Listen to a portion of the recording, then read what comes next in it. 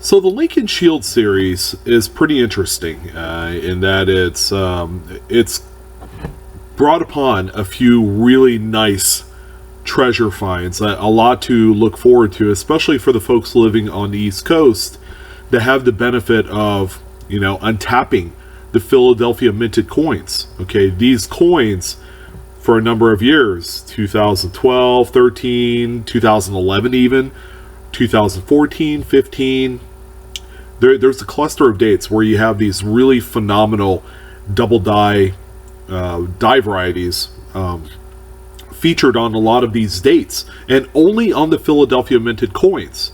So it comes as no surprise that these coins have brought upon a huge collecting fervor, so to speak, in the variety community.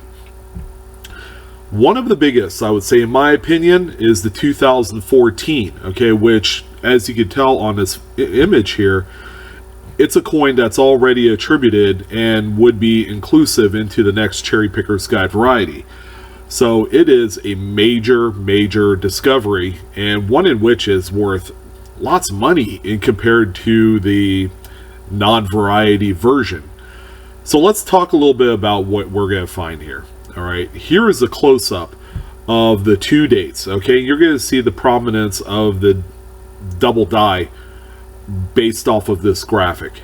So take a look at these two dates. You have the normal date on the top part of the screen.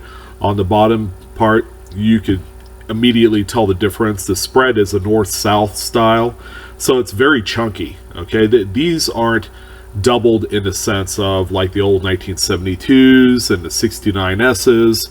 Because of the single squeeze hub process on the mintage of these more modern coins, okay, you get a different kind of like fattening of the devices to give it that double die appeal.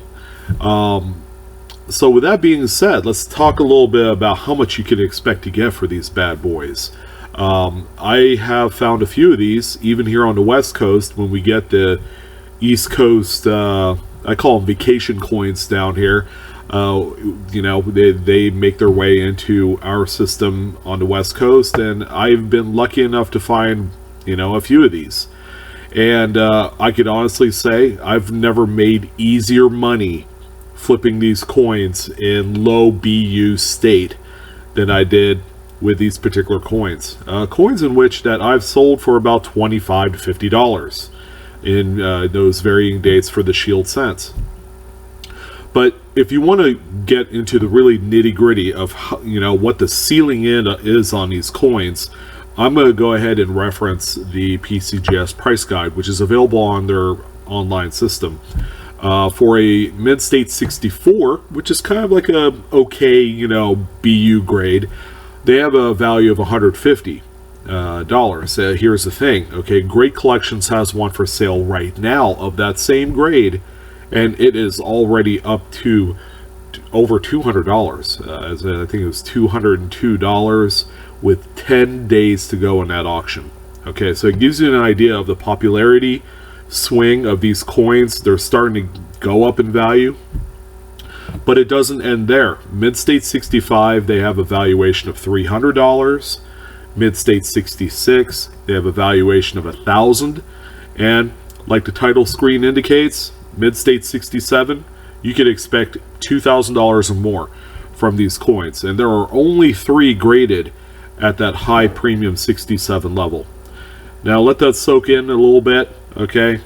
New Lincoln Shield cent pennies. You East Coast folks over there, you folks living in Pennsylvania, Florida, New York, Virginia, North Carolina, anywhere east of the Mississippi, these can be hiding in your piggy banks and your pocket change as we speak.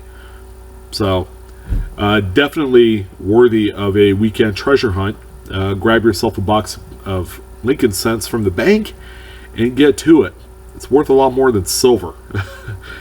Silver is still a thing, but anyways, this is a really fun find, and it's no mistaking exactly what it is. Make sure you have a good magnifier handy, something that measures in 10 times power or higher. I would say 8 times would be suitable as well. But if you guys enjoyed tonight's information, go ahead and give me a like. I appreciate it a ton. And feel free to subscribe to Blue Ridge Silverhound if you haven't done so already. I appreciate your guys' time and all your support as always. You guys enjoy hunting, and yeah, keep finding them treasures. Take care.